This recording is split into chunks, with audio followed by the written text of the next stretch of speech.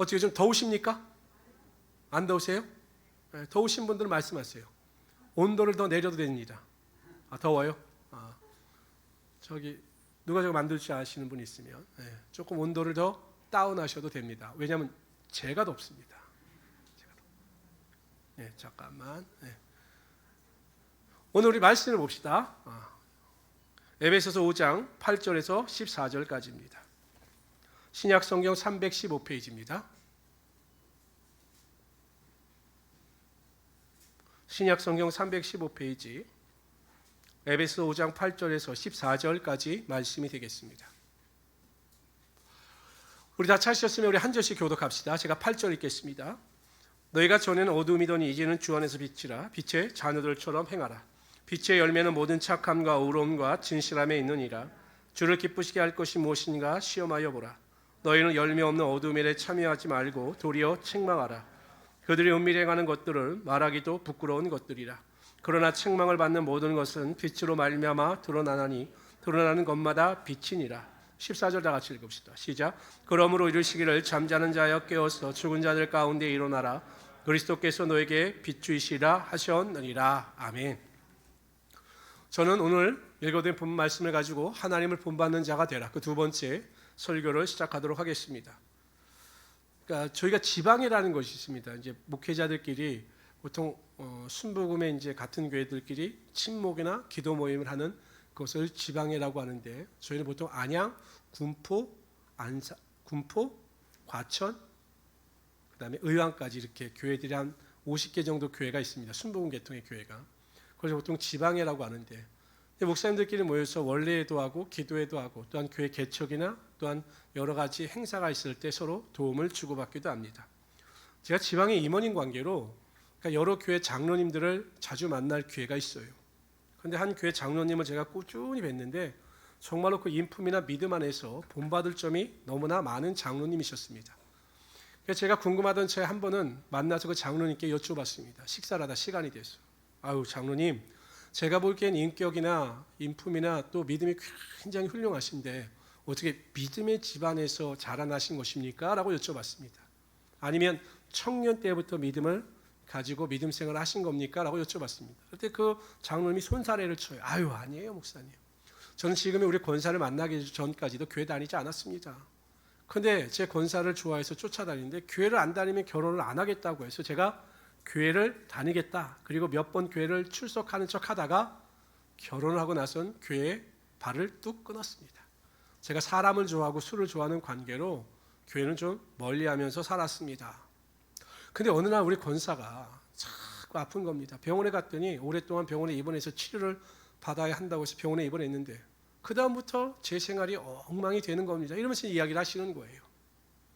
너무나 힘이 들어서 하나님께 기도를 했다고 합니다. 하나님, 우리 집사람 병을 고쳐주시면 제가 이제 교회 열심히 출석하겠습니다. 믿음 생활 잘하겠습니다. 라고 기도했는데 하나님께서 바로 기도에 응답해 주셔서 한 달 이상 걸릴 것 같았던 그 입원이 그냥 3일 안에 끝나버린 겁니다. 그래서 권사님이 이제 튀어나신 거죠. 아니 본인이 기도해서 그렇게 병이 나음을 보니까 이제 조금씩 믿음이 생긴 거죠. 그래서 교회 나가기 시작하면서 그 아내에게 물었던 겁니다. 내 권사님이 참 훌륭하신 분이에요. 여보, 내가 이제 신앙생활을 해야 되는데 어떻게 하면 되겠어? 여러분 그 설명하려면 얼마나 깁니까? 그랬더니 권사님이 간단하게 말을 한 겁니다. 여보, 그냥 나만 쫓아가세요. 나만 쫓아가시면 됩니다. 그래서 권사님이 새벽 예배 가면 새벽 예배 가고 수요 예배 가면 수요 예배 가고 금요기도회 가고 권사님은 예배란 예배는 빠지지 않은 거예요. 금요기도회 가면 금요기도회, 주일 예배 가고 저녁 예배 있으면 또 저녁 예배 하고 또 구역 예배 가면 구역 예배 가고 뭐 모든 걸 따라한 겁니다. 그렇게 따라다니면서 예배를 드리고 하나님께 헌신하고 봉사를 하다 보니 하나님께서 이 장로님 마음 가운데 믿음을 주시고 그 믿음 안에서 감사하면서 살아갈 때 속사람이 변화되는 역사가 나타나게 되었던 거죠. 그래서 내린 결론은 목사님 다 우리 권사 덕분입니다. 제가 이렇게 장로로서 살아갈 수 있는 것도 우리 권사 만나서 구원받은 거지 안 그랬으면 큰일 날 뻔했습니다. 라고 이야기를 하였습니다. 누군가를 정말로 사랑하게 되면 그 사람을 닮아가게 되어 있습니다. 금술 좋은 부부들을 보면 얼굴이 비슷한 분들이 많아요. 우리 이렇게도 보면 금술 좋은 우리 부부들 얼굴 기분 나쁘려나 많이 이렇게 닮았어요. 닮아가는 거예요. 왜냐하면 생각하는 습관이 비슷하고 말하는 습관이 비슷하고 음식이 비슷하다 보니까 이 생각이나 사고나 모든 것이 변화돼서 서로 닮아가는 것입니다. 사도 바울은 에베소 교회 성도를 향해서 하나님을 본받는 자가 되라 라고 선포합니다. 입장에서 보면 굉장히 부담스럽죠. 우리가 어떻게 하나님을 닮아갈 수 있는가, 완전하신 하나님을 어떻게 우리가 감히 닮아갈 수 있는가 라고 생각할 수 있습니다. 그러나 사도 바울이 말하는 것도 당연한 거죠. 하나님을 사랑합니다. 하나님을 사랑하면 하나님을 섬기게 되어 있고 하나님을 섬김에 있어 하나님을 닮아가는 것이 당연한 것 아니겠습니까? 부담스러운 일이 아닌 것을 알고 사도 바울은 하나님을 닮아가라 라고 선포한 것입니다. 그와 관련해서 우리는 지난 시간에 하나님을 본받는 삶을 살아가기 위해서 사랑 가운데 행하라, 탐심을 버려라, 누추한 말이나 어리석은 말이나 희롱의 말을 버려라, 음행하지 말라, 헛된 말로 속이는 자들의 속임에 넘어가지 말라라는 사실을 살펴보았습니다. 오늘 그 두 번째로 과연 하나님을 본받는 삶을 살아가기 위해서 하나님을 본받는 자는 어떤 자인가에 대하여 살펴보라 함께 은혜를 나누고자 합니다. 첫 번째로 하나님을 본받는 자가 되기 위해서는 빛의 자녀들처럼 행해야 합니다. 우리 8절 다 같이 읽어봅시다. 8절 다 같이 읽습니다. 시작. 너희가 전에는 어둠이더니 이 빛이라, 빛의 자녀들처럼 행하라. 빛의 자녀들처럼 행하라. 이전에는 우리가 어둠이었어요. 어둠이었다고 하는 것은 사단의 권세 아래 놓인 죄악의 자녀들이고 영원한 멸망을 당할 수밖에 없었던 자들이었다는 것입니다. 우리가 변화가 됩니다. 빛의 자녀로. 이것은 하나님의 자녀로, 거룩한 자로, 영생을 소유한 자로 우리의 신분이 변화가 된 것입니다. 빛의 자녀로 변화되었기 때문에 빛의 자녀들처럼 살아가는 것이 그 신분에 합당한 삶이라는 것을 강조하고 있는 것입니다. 그러면서 오늘 본문에 보면 빛의 자녀들처럼 살아가기 위해서, 행하기 위해서 필요한 두 가지를 설명합니다. 첫 번째, 내가 빛에 속한 자라는 분명한 인식, 자기 정체성을 가지라는 겁니다. 8절에 보면 사도 바울은 에베소 성도들이 이렇게 이야기합니다. 주 안에서 너희는 빛이다. 주 안에서 너희는 빛이다. 이러한 자기 정체성을 가지고 살아가야 한다는 것입니다. 여러분, 사람의 행위를 결정하는 가장 중요한 것은 자기의 정체성입니다. 사람은 내가 누구인가로 인식하느냐에 따라 그것을 따라 행동하게 되어 있는 것입니다. 저는 개인적으로 그렇게 우상처럼 좋아하는 것은 아니지만 그 유재석이라고 하는 개그맨을 좀 대단하게 생각을 합니다. 왜냐하면 이 사람은 공인이라고 하는 자기 정체성이 있어요. 그래서 말을 들어보면 촬영이 있는 날이면 그 촬영을 잘하기 위해서 그 전날 일찍 잠자리에 든다는 거예요. 가장 최이상의 조건을 가지고 상태에서 촬영에 임하기 위해서. 우리 성도들 과연 그렇습니까? 내일 주일입니다. 내가 주일날 가장 최상의 조건에서 하나님께 예배하기 위해서 일찍 잠자리에 드시는 분들이 많이 계시지만 유재석 씨가 그렇다는 거예요. 그리고 항상 공인이라고 하는 생각을 가지고 절제하죠. 루머가 없어요. 문제가 일으킨 일이 전혀 없어요. 항상 절제합니다.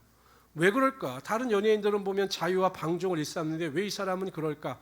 공인이라고 하는 자기 정체성이 있는 겁니다. 그래서 절제하는 겁니다. 노력하고 수고를 마다하지 않는 것입니다. 사도 바울은 하나님 앞에서 나는 예수 그리스도의 종, 둘로스, 노예라고 하는 자기 정체성이 있었습니다. 자기 정체성이 있다 보니까 그는 하나님의 말씀, 예수 그리스도의 말씀에 철저히 순종합니다. 나를 주장하지 아니하고 생명의 위협을 받는 예루살렘으로 올라가라 하면 죽을 것을 각오하고 예루살렘에 올라갑니다. 아시아에서 복음을 전하지 말라라고 명령하신 자신의 계획을 접고 유럽으로 넘어갑니다. 이것이 어떻게 가능했느냐? 나는 예수 그리스도의 둘로스, 노예라고 하는 자기 정체성이 있었기 때문에 그는 철저하게 순종의 삶을 살아갈 수 있었던 것입니다. 우리는 빛의 자녀입니다. 죄에 속한 자들이 아니에요. 저는 음식을 먹을 때 잘 흘리는 편입니다. 잘 이렇게 묻혀요, 옷에. 그래서 저는 흰 와이셔츠를 입으면 굉장히 음식을 먹을 때 신경을 씁니다. 특히 비빔냉면 같은 거 먹을 때는요, 굉장히 조심스럽게 먹어요.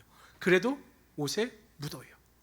그럼 여러분 그것을 빨기가 얼마나 힘이 든지 몰라요. 그걸 또 매일 아내한테 빨아달라고 그럴 수도 없잖아요. 묻힐 때마다. 대부분 빨아달라고 하죠. 그러니까 특히 제가 흰 옷을 입으면 굉장히 조심해요. 그래서 제가 의외로 흰 와이셔츠가 별로 없어요. 신경을 써요. 마찬가지예요. 내가 빛의 자녀다. 하나님께 속한 거룩한 하나님의 자녀다라고 하는 의식을 가지고 있으면 항상 죄를 조심하면서 죄를 짓지 않기 위해서 살아갈 수밖에 없다라는 거예요. 내가 거룩한 자입니다. 하나님의 자녀입니다.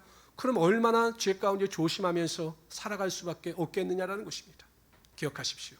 여러분들은 사단에 속한 자들, 어둠에 속한 자들이 아니라 빛의 자녀입니다. 항상 그러한 의식을 가지고 정체성을 가지고 거룩함 가운데 승리하며 살아갈 수 있는 하나님의 귀한 성도들이 되시기를 주님의 이름으로 축원합니다. 두 번째로요, 빛의 자녀들처럼 행하기 위해서는 9절에 보면 빛의 열매를 맺으라고 말씀하고 있어요. 9절 읽어봅시다. 9절 크게 읽으세요. 시작. 예수님께서 뭐라고 말씀하셨습니까? 하나님께 속한 자들마다 다 열매를 맺는다라고 말씀하셨어요.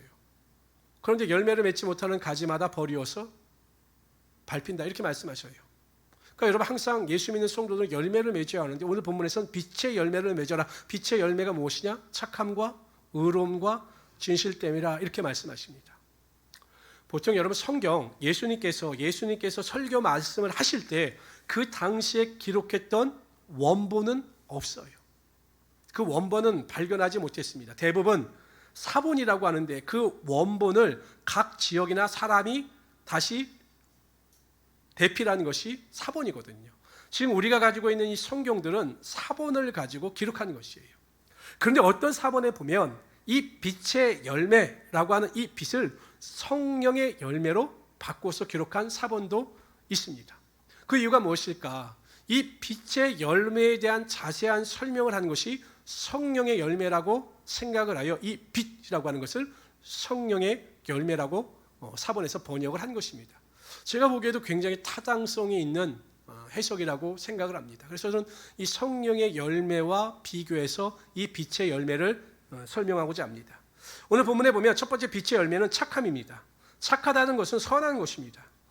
착한 사람은 성령의 열매를 통해서 설명해 보면 온유하고 자비하며 선을 행하는 사람입니다. 착한 사람의 특징은 가시가 없어요. 가시가 없어요. 그래서 성격이 유순합니다. 온유합니다. 그래서 대하기가 참으로 편한 사람입니다. 제가 여러분 얼마 전에 설교를 할 때 말씀을 드렸잖아요. 어느 교회에서 앙케이트 조사를 했더니 교회에서 성도들이 제일 싫어하는 사람이 어떤 사람이라고 말씀을 드렸습니까? 교회에서 제일 싫어하는 사람이 어떤 사람이라고요? 한 달 됐나? 설교할 때 말씀드렸는데 기억 안 나시죠?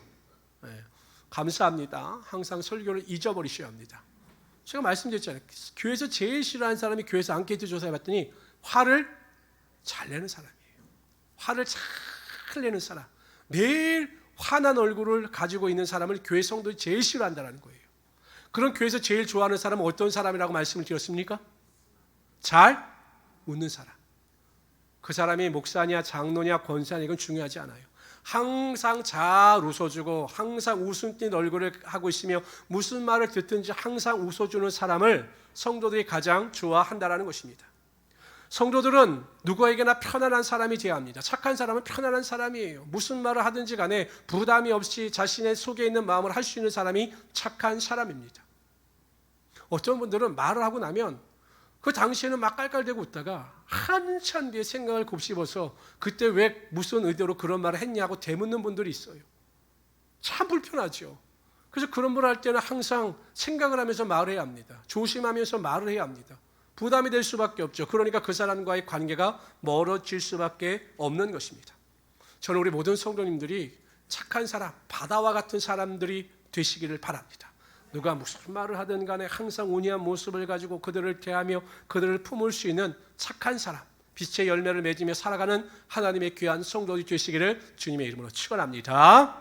두 번째, 빛의 열매는 의로움입니다. 의로움. 예수님께서 삭개오의 집에 들어가서 삭개오와 대화를 나누던 중 삭개오가 구원을 받아 그 믿음 안에서 이러한 선포를 합니다. 예수님, 내가 지금까지 벌어온 모든 재산의 절반을 팔아서 가난한 사람들을 위해서 다 쓰겠습니다. 그리고 혹 내가 다른 사람을 속이거나 다른 사람을 위협하여 그 사람에게 피해를 끼친 적이 있으면 그것에 대하여 4배나 갚겠습니다 라고 이야기합니다. 보통 구약 율법에서 말하는 속건제의 배상은 배상액의 20%만 갚으면 되는 거예요. 20%. 근데 여러분 삭개오는 400%를 갚겠다라는 것입니다. 누구를 속이거나 누구에게 잘못해서 피해를 끼친 일이 있으면 4배를 더 갚겠다라는 것입니다. 그 말을 듣고 예수님께서 깜짝 놀라셨습니다. 그래서 선포하시어 이 집의 구원이 이루었다라고 말씀하셔요. 근데 저는 예수님보다 그 주변에 있는 사람들이 더 놀랐을 것입니다. 왜냐하면 돈밖에 모르고 돈이라면 어떠한 일도 마다하지 않은 삭개오였는데 그가 돈을 포기한다는 말을 듣고 주변 사람들이 깜짝 놀랐을 것입니다. 아마 믿지 않았을 것입니다. 그런데 어떻게 이러한 일이 벌어지는가? 여러분, 예수 그리스도의 구원의 은혜와 능력이 나타나 어둠에서 빛으로 사단의 권세에서 하나님의 자녀로 바뀌게 되면 내 안에 예수 그리스도가 자리 잡게 되어 있습니다. 그럼 어떻게 우리 안에 거룩한 예수님께서 살아 계신데 우리 안에 죄가 나타날 수 있겠어요? 어둠의 열매가 나타날 수 있겠습니까? 여러분, 예수를 믿는다고 하면서 여전히 다른 사람을 미워하고 시기하고 질투하고 불안해하고 두려워하고 초조해하는 것은 내 안에 예수가 없기 때문에 그래요. 내 안에 예수가 있으면 빛의 열매를 또 쫓아 항상 의로움을 쫓아 살아갈 수밖에 없는 것입니다. 근데 우리가 연약하지요. 그래서 넘어지고 쓰러집니다. 그래서 성경은 이렇게 말씀하십니다. 갈라디아서 5장 16절에 보면 내가 이르노니 성령을 쫓아 행하라 그리하면 육체의 소욕을 이루지 아니하리라. 항상 우리가 성령 충만을 받게 되면 하나님이 주시는 그 은혜 가운데 의로움을 쫓아 살고 죄를 멀리하며 하나님의 영광을 따라 살아갈 수밖에 없다라는 것입니다. 그러므로 우리 성도님들은 항상 의로움을 쫓아 거룩함 가운데 죄는 그 모양이라도 버릴 수 있는 귀한 성도들이 되시기를 주님의 이름으로 축원합니다. 세 번째 빛의 열매는 진실함입니다. 빛에 속한 하나님의 자녀인 우리들은 정직하고 진실되게 행해야 합니다. 절대로 거짓말하거나 남을 속이는 말을 하지 말아야 합니다. 장사를 하더라도 절대 정직함을 가지고 손해를 보더라도 해야 하는 것입니다. 신명기 6장 18절에 보면 여호와 보시기에 정직하고 선량한 일을 행하라. 여호와 보시기에 정직하고 선량한 일을 행하라. 그리하면 내가 복을 얻고 여호와께서 내 열조에게 맹세하사 내 대적을 몰수히 내 앞에서 쫓아내리라 하신 아름다운 땅을 들어가서 얻으리니 여호와의 말씀과 같으니라. 우리가 정직히 행하면 하나님께서 우리에게 축복을 허락하여 주신다라는 것이에요. 어저께도 제가 인터넷을 보다가 깜짝 놀랐습니다. 중국에서 일어난 일이 아니라 한국에서 일어난 일이다라고 이야기를 하는데 그 김치 공장에서 그 일하는 사람이 무 있죠, 무를 이렇게 수세미로 닦아요. 닦아요. 그런 다음에 그 수세미를 어디를 닦는 줄 아십니까? 자기 발을 닦아요. 발을 닦고 또 그걸로 수세미로 무를 닦아요. 그게 잡혔어요. 양심이 없는 거죠. 양심이 없는 겁니다. 정말 예수 믿는 성도 중에 그런 사람들이 없겠지만 세상 사람들은 그러한 것을 당연하게 생각하는 것입니다. 그렇기 때문에 우리가 정직히 행할 때 하나님께서 반드시 우리에게 축복하시며 은혜 가운데 승리케 하여 주시는 것입니다. 뿐만 아니라 다른 사람들을 대할 때 진실된 마음을 가지고 대해야 합니다. 여러분, 진실함보다 다른 사람들을 감동시키는 큰 무기는 없어요. 최선을 다하여 변함없이 그 사람을 섬기는 것이 진실입니다. 어떤 사람들은 내가 좋을 때는 한없이 잘합니다. 내 마음에 들면 그냥 한없이 잘해요. 세상에 둘도 없는 사람처럼 그렇게 잘합니다. 근데 자기에게 조그만 서운한 말을 하거나 조그만 실수를 하면 언제 그랬느냐는 듯이 그 사람과 멀어지고 막 그 사람을 비판하고 정죄합니다. 이건 진실됨이 아니에요. 진실됨이라고 하는 것은 항상 똑같은 거예요. 똑같은 거. 제가 말씀드려요. 우리는 온도계 같은 인생을 살아서는 안 되는 거예요. 온도계는 주변의 환경에 영향을 받아요. 주변이 25도면 온도계도 25도로 올라갑니다. 근데 여러분, 우리는 온도 조절계와 같은 사람이 되어야 하는 거예요. 우리가 에어컨 같은 경우 보면 21도의 온도를 맞춰놓으면 저 에어컨이 부지런히 돌아가면서 주변의 온도를 21도에 맞춥니다. 주변의 환경에 영향을 받는 사람이 아니라 항상 진실됨을 가지고 주변을 변화시킬 수 있는 온도 조절계와 같은 인생을 살아갈 수 있어야 한다는 것입니다. 그래서 우리 성도님들은 항상 진실함을 가지고 사람을 대하시고 진실함 가운데 승리하며 살아갈 수 있는 하나님의 귀한 성도들이 되시기를 주님의 이름으로 축원합니다. 두 번째, 하나님을 본받는 자가 되기 위해서는 주를 기쁘시게 하는 일이 무엇인가 깨달으려고 노력해야 합니다. 그리고 하나님의 기쁘신 뜻을 따라 행동해야 하는 것입니다. 에베소서 5장 10절을 읽어봅시다. 5장 10절 읽습니다. 시작. 주를 기쁘시게 할 것이 무엇인가? 다시요. 시작. 시험하여 보라의 헬라의 원어의 의미는 깨달으려고 노력하다라는 의미예요. 그러니까 하나님을 기쁘시게 하는 일이 무엇인가 항상 깨달으려고 노력할 때 그 뜻을 알게 되고 그 뜻에 순종하게 된다라는 것입니다. 그래서 하나님을 기쁘시게 하는 삶을 살아가게 된다라는 것입니다. 왜 우리가 하나님을 기쁘시게 하는 삶을 살아가야 할까요? 왜 우리의 삶의 목적이 하나님을 기쁘시게 하는 일에 초점을 맞춰야 할까요?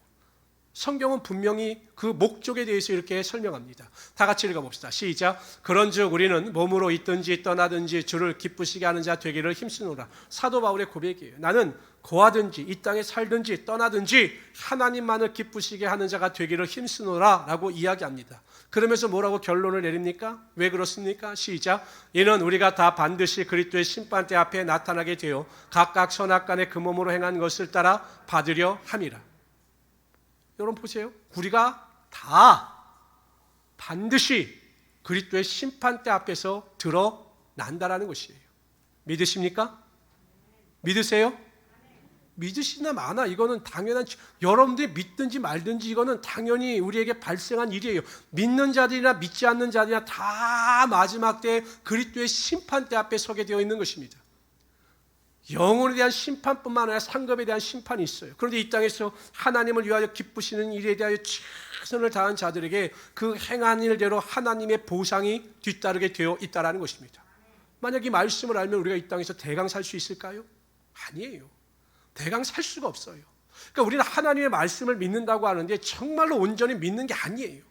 우리가 하나님의 말씀을 믿으면, 이 말씀을 믿으면 이 땅에서 무엇을 하든지 간에 어떤 일을 하든지 간에 하나님을 기쁘시게 하는 일에 최선을 다할 수밖에 없는 것입니다. 그럼 과연 우리가 어떻게 하나님을 기쁘시게 할 수 있을까? 오늘 제가 세 가지만 말씀드리겠습니다. 일주일 동안 이 말씀에 집중해서 하나님을 기쁘시게 하는 일에 최선을 다해 보시길 바랍니다. 첫째, 하나님을 기쁘시게 하는 일은 하나님을 찬송하고 하나님을 찬양하는 일입니다. 다 같이 읽어봅시다. 시작. 내가 노래로 하나님의 이름을 찬송하며 감사함으로 하나님을 위대하시다 하리니. 지금 하나님을 찬양하는 겁니다. 그리고 하나님께 대하여 감사하는 것입니다. 그 이유가 무엇입니까? 31절 시작. 이것이 소 곧 뿔과 굽에 있는 황소를 드림보다 여호와를 더욱 기쁘시게 함이 될 것이라. 하나님 무엇에 대하여 기뻐하시나? 재물 때문에 기뻐하시는 것이 아니에요. 여러분들이 전심으로 하나님을 찬양할 때, 여러분이 감사하여 전심으로 하나님께 영광을 돌릴 때, 전심으로 하나님께 예배할 때 하나님께서는 그것을 기뻐 받으시며 하나님의 기뻐하심이 흘러 넘치게 되신다라는 것입니다. 여러분, 우리가 하나님 앞에 우리 위대한 찬양팀을 통해서 찬양하잖아요. 어떤 성도들은 이건 저는 준비 찬양이라는 말을 별로 좋아하지 않아요. 찬양에 무슨 준비가 필요합니까? 저는 그래서 항상 예배 전 찬양이라고 합니다. 예배 의식으로. 어떻게 보면 예배 찬양이 맞아요. 예배 전에 드려지는 그냥 예배 찬양이 맞아요. 예배 때 드려지는 예배 찬양이 맞아요. 준비 찬양이 아니라. 그 찬양 때 우리가 전심으로 감사하며 기뻐하며 박수치며 하나님을 찬양할 때 하나님께서는 그 찬양을 보시고 우리의 삶을 받아주시며 기뻐하신다라는 거예요. 근데 그렇게 찬양하십니까? 어때요? 안수 집사님, 우리 성도들 그렇게 찬양하십니까? 아이고, 믿음이 너무 좋으셔요. 우리 성도들은 내가 모르는 찬양이 나오면 묵비권을 행사합니다. 에이, 나 몰라. 저 젊은 애들만 부르는 거지. 박자도 못 맞추고 나 안 불러. 이런 분들이 있어요. 아니에요. 하나님은 전심으로 하나님을 찬양하는 자들을 기뻐 받으시고 그의 삶에 하나님의 축복의 능력이 임하게 하여 주시는 것이에요. 하나님은 전심으로 예배하는 자들 가운데 축복하시며 그의 삶을 기쁨으로 받아 주시는 것입니다. 여러분 기억하십시오. 가정에서도 예배할 때요, 유튜브로도 예배할 때 예배 드리는 분들 정말 똑바로 예배 드리셔야 합니다. 제가 말씀드린 정장 자세를 딱 취하고 성전에서 예배 드리는 것과 똑같이 예배 드리고 찬송하고 또 하나님께 헌금을 드려야 되는 거예요. 근데 여러분 대부분 그렇지가 않아요. 그냥 집안에서 편안한 옷 입고 그냥 소파에 앉아 있다가 누가 전화 오면 가서 전화 받고 누가 부르면 가서 또 이야기하고 오다가 그냥 예배를 드린다고 드렸는데 형식적인 예배를 드리는 거죠. 하나님께서 기뻐 받지 않으셔요. 하나님께서 기뻐 받으시는 것은 우리의 찬양과 우리의 감사와 우리의 예배입니다. 하나님을 기쁘시게 하는 일에 최선을 다할 수 있는 우리 성도들이 되시기를 주님의 이름으로 축원합니다. 두 번째로요, 하나님을 기쁘시게 하는 일은 복음을 전파하여 영혼을 주님께로 인도하는 것입니다. 사도 바울은 데살로니가 전서 2장 4절에서 이렇게 이야기합니다. 오직 하나님께 옳게 여기심을 입어 복음을 위탁받았으니 우리가 이와 같이 말함은 사람을 기쁘게 하려 함이 아니요 오직 우리 마음을 감찰하시는 하나님을 기쁘시게 하려 함이라. 사도 바울은 복음을 증거하는 일을 위해서 택정함을 받고 그 일에 최선을 다하는데 왜 그가 최선을 다하냐? 이 일이 하나님을 기쁘시게 하는 일이기 때문에 최선을 다한다라고 고백하고 있습니다. 예수님께서는 이렇게 말씀하셨습니다. 다 같이 읽어봅시다. 시작. 내가 너에게 이르노니 이와 같이 죄인 하나가 회개하면 하늘에서는 회개할 것 없는 의인 99이라여 기뻐하는 것보다 더하리라. 그러니까 예수님께서는 한 영혼이 구원받아 주님께로 돌아오는 것을 세상의 어떤 것보다 기뻐하시는 하나님이 되신다라는 것이에요. 그러니까 여러분, 하나님이 가장 기뻐하시는 것은 택함 받은 자들이 주님께로 돌아와 회개하여 돌이키는 것입니다. 그러니까 여러분, 우리가 전도하지 아니하면 하나님을 가장 기쁘시게 하는 일에 최선을 다하지 않는 것이에요. 근데 여러분 어떻습니까? 정말 전도하는 일에 최선을 다하십니까? 하나님을 기쁘시게 하는 일에 최선을 다하십니까? 정말 내 삶에 있어서 전도하는 일에 얼마나 시간을 할애하고 계십니까? 그 일 생각하면 우리는 얼마나 하나님을 외면하는 삶을 살았는지를 모릅니다. 교회의 존재 목적은 결국 전도입니다. 구원입니다. 영혼을 주님께로 인도하는 일입니다.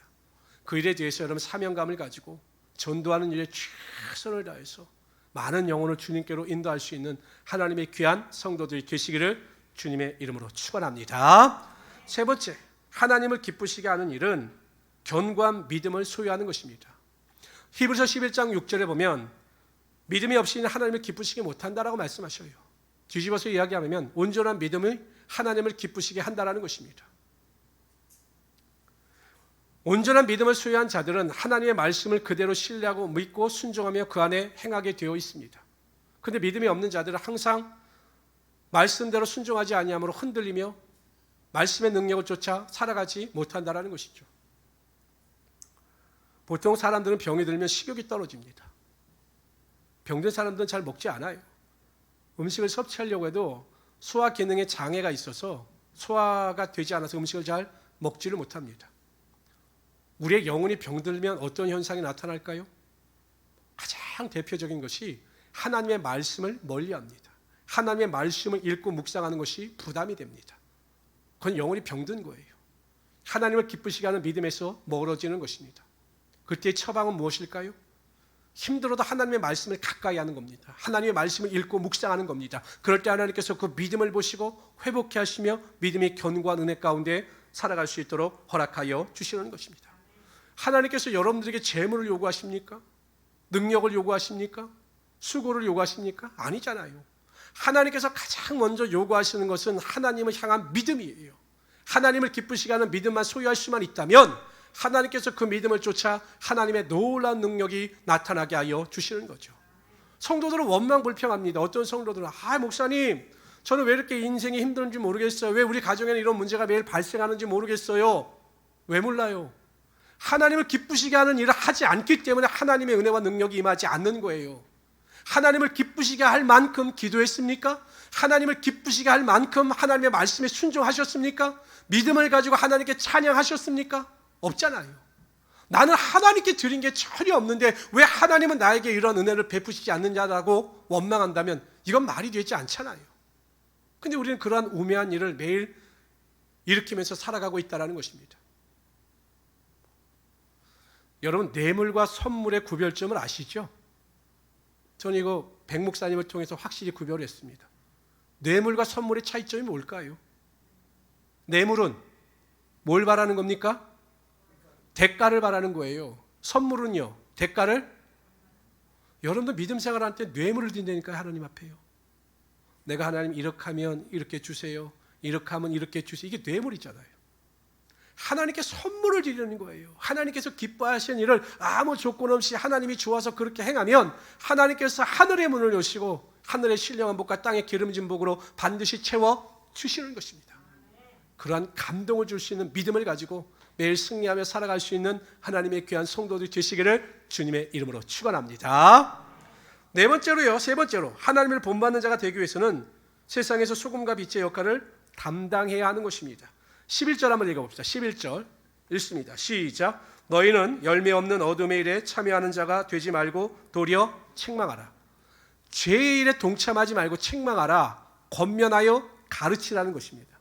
잘못한 것이 있으면 믿음으로 기도하고 그 사람을 권면하라는 것이에요. 바른 길로 갈 수 있도록 인도하라는 것입니다. 두 번째 13절 봅시다. 13절 시작. 그러나 책망을 받는 모든 것은 빛으로 말미암아 드러나나니 드러나는 것마다 빛이니라. 그러니까 죄가 죄인지를 몰라요, 요즘 사람들은요. 제가 그것을 어떻게 하냐면요, 참 사람들이 참 악하다라는 것을 어디서 느끼냐면, 우리 주차장이 이렇게 있잖아요, 여러분. 저희 주차장. 그러면 제 상식으로는 도저히 이해가 되지 않는데, 커피를 먹고서 마신 커피를 꼭 버리고 갑니다. 그것도 담배까지 피고 담배째를 버리고 저기다 다 버리고 가요. 쓰레기잖아요. 근데 사람들이 다 대부분 많이 그래요. 그래서 주일이 끝나고 또 하루가 끝나고 나면 이 주차장에 그 쓰레기가 어마어마합니다. 야, 사람들이 어떻게 저럴 수가 있을까? 이게 양심을 버린 죄입니다. 죄. 근데 죄가 죄됨으로 드러나질 않아요. 근데 오늘 성경 말씀에 뭐라고 말씀하시냐면, 하나님의 빛을 행하는 자들이 들어와서 빛 가운데 행하면 그 모든 죄가 드러난다라는 것입니다. 여러분, 우리가 밤에, 어두운 밤에 방 안에 들어가서 무슨 일을 하다가 막 방이 막 어질러지게 돼도 그 방이 어지러워진 것을 몰라요. 근데 여러분 어떻습니까? 스위치를 올려서 등을 딱 켜면 어지러진 게 다 드러나지 않습니까? 이처럼 우리가 믿음 안에서 제대로 살아가게 되면, 하나님 안에서 빛을 드러내게 되면 세상의 죄가 드러나서 그 죄를 통한 회개의 능력이 반드시 나타나게 된다는 것입니다.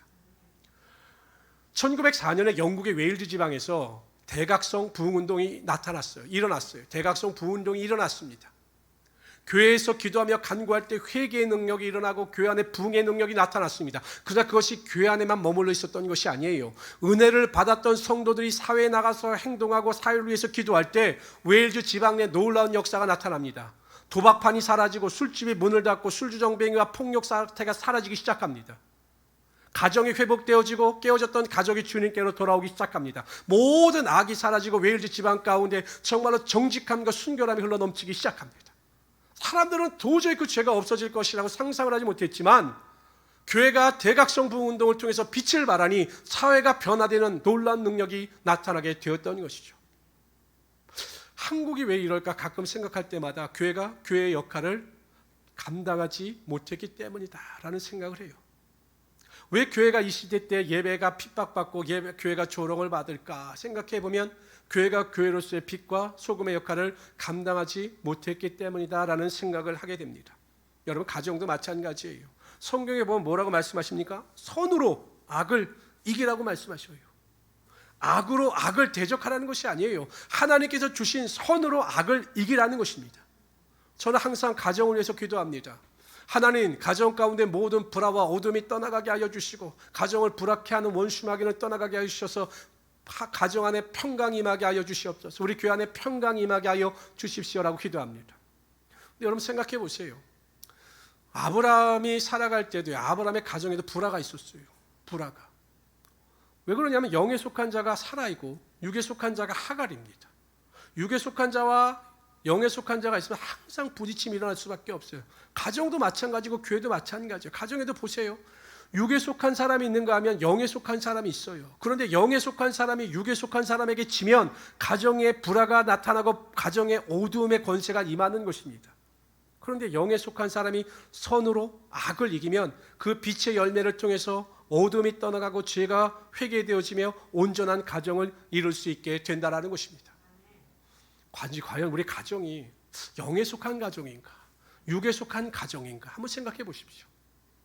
혹시 믿는다고 하면서 내가 육에 져서 육신의 소욕을 쫓아 살아가고 있지는 않은가? 그런 가정은 항상 불화와 다툼이 일어날 수밖에 없는 것입니다. 그러므로 항상 우리 성도님들은 빛에 속한 자녀로서 빛을 통하여 어둠의 죄를 드러나게 하시고 그 죄를 회개케 하심으로 항상 하나님께만 영광을 돌리며 살아갈 수 있는 하나님의 귀한 성도들이 되시기를 주님의 이름으로 축원합니다. 마태복음 5장 16절에 보면 이같이 너희 빛을 사람 앞에 비추게 하여 저희로 너희 착한 행실을 보고 하늘에 계신 너희 아버지께 영광을 돌리게 하라고 말씀하셨어요.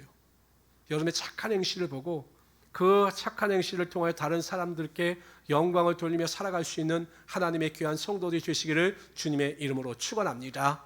항상 말씀 안에서 승리하며 살아갈 수 있기를 바랍니다. 과연 여러분들의 현재 최고의 관심사는 무엇입니까? 오늘을 살아가고 있는 여러분들에게서 최고의 관심사, 내 마음이 어디에 빼앗겨져 있습니까? 내 인생의 궁극적인 관심사는 무엇입니까? 내가 무엇을 쫓아 살아가고 있습니까? 물질입니까? 아파트입니까? 혹은 건강입니까? 연세 드신 분들은 노후입니까? 그런 말 많이 들어요. 노후 준비해야 된다고. 요즘 젊은 남성들은 관심사가 게임이더라고요. 게임. 아니면 취미 활동입니까? 아니면 여행입니까? 아니면 쾌락입니까? 그 인생 뭐 있나? 즐겁게 살자. 뭐 이런 겁니까? 만약에 이것이 여러분들의 인생의 관심사라면 지금 당장 회개하십시오. 제가 강조하지만 내가 믿음에 서 있는가 내 자신을 시험하고 내 자신을 확증하라. 이 말씀을 기억하시고 여러분들의 믿음을 다시 한번 점검해 보시길 바랍니다. 내가 예수를 믿는다고 하면서 여전히 세상을 쫓아 살고 세상의 것이 관심사라면 회개하셔야 합니다. 잘 믿는 것 아닙니다. 제가 요즘에 그런 생각이 들더라고요. 어떤 의사가 좋은 의사인가? 어떤 의사가 좋은 의사인가? 환자가 그 변명을 들으며 고통스러워하기 때문에 그 변명을 가르쳐주지 않는 의사가 좋은 의사가 아니잖아요. 좋은 의사는 그 환자의 변명을 정확하게 진단하고 고통스럽더라도 수술로 치료하는 의사가 좋은 의사입니다. 어떤 성도가 좋은 성도일까? 어떤 목회자가 좋은 목회자일까? 곰곰이 생각해 보면 그 죄에 대해서 방관하고 그 죄에 대해서 그냥 모른 척하는 목회자가 좋은 목회자가 아니더라고요. 저는 지금까지 참고 인내하면 사람이 변하겠지, 지적하지 아니하면 알고 깨닫겠지라고 했지만 참 안타까운 사실은 못 깨달아요. 어떻게 그렇게 본인에 대해서는 관대한지 모르겠어요. 본인의 신앙에 대해서는 어떻게 그렇게 모르는지 모르겠어요. 하긴 어떤 분이 그러시더라고요. 사람들은 자기 행위에 대해서 모른다고. 그래서 그 사람의 일상생활을 찍어서 보여주면 깜짝 놀란대요. 내가 이렇게 행동하냐고, 내가 이렇게 말하느냐고, 내가 이렇게 생각하느냐고. 그러니까 본인이 본인을 너무 모르는 거죠.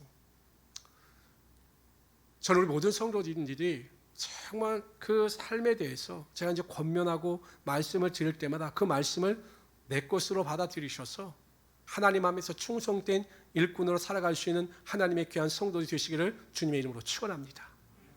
제가 황당할 때가 있어요. 막 설교를 하고 마치고 나면 그런 마음이 들 때가 있죠. 이 말씀은 우리 집사님이 잘 듣고 이해하셨으면 좋겠다 랄 때가 있어요. 저는 누구를 예상하고 설교를 하지 않거든요. 근데 설교를 하다 보면 제가 이 원고와 전혀 다른 설교가 나올 때가 있어요. 성령께서 역사하시는 거죠. 그럼 이분이 좀 듣고 돌이키셨으면 좋겠다. 근데 그분은 엉뚱한 말 하십니다. 다른 사람이 들었으면 좋겠다 이렇게 말씀하셔요. 그게 우리의 현실입니다.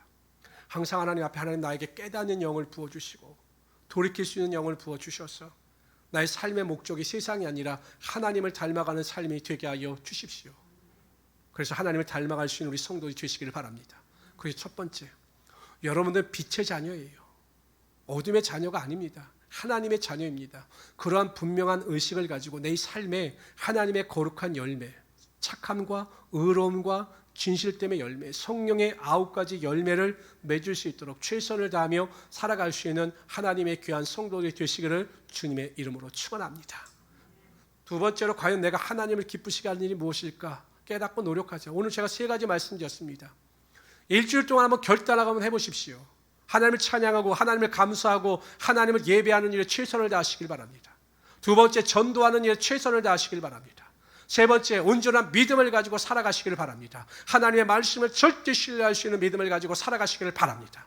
그러면 하나님께서 채우시고 베푸시는 역사가 여러분 삶 가운데 나타나게 하여 주실 것입니다. 세 번째, 여러분의 빛의 자녀로서 어둠을 밝히는 자들이 되시기를 바랍니다. 여러분들이 가는 곳마다 죄가 회개되어지고 죄가 깨닫는 역사가 나타나므로 어둠에 있던 자녀들이 주님의 전도로 나올 수 있는 그러한 빛을 바라며 살아갈 수 있는 하나님의 귀한 성도들이 되시기를 주님의 이름으로 축원합니다. 제가 얼마 전에 병원을 갔다가 충격 아닌 충격을 받았어요. 이제 병원에 가서 진료를 하려고 갔는데 온 벽면에 성경 구절이 쓰여져 있는 겁니다. 뭐 그런 병원이 있어요. 근데 그 병원 유난히 성경 구절이 많아요. 그리고 계속 방송이 나와요. 스피커를 통해서. 근데 극동방송이 틀어져 있더라고요. 제가 찬송 트는 데는 봤어도 극동방송을 그대로 트는 분은 못 봤어요. 거기 보면 설교도 나옵니다. 목회자의 설교도 나오고 기도도 나오고 찬송도 나오고 뭐 빠진 간증도 나오고 그 내용을 그대로 틀어놨어요. 난 그런 병원이나 그런 사업체는 못 봤습니다. 여러분 불교를 믿는 사람이나 믿지 않는 사람들이 거기 들어왔다가 뭐야 이거 이러면 그 사람들이 발길을 끊을 게 뻔하기 때문에 그렇게 못하거든요. 근데 이분은 그냥 다 틀어놨어요. 극동방송을. 사명인 거죠. 나는 복음을 가지고 세상을 밝히겠다. 사람들이 많이 오든 많이 오지 않든 나는 그거 상관하지 않겠다. 그리스도의 양심을 가지고 나는 선한 영역을 발휘하겠다. 그렇게 일하시는 것 아니겠어요? 사람이 얼마나 많은지 몰라요. 사람이 얼마나 많은지 몰라요. 그게 멋있는 것 아니겠습니까? 선으로 악을 이기는 게 그런 겁니다.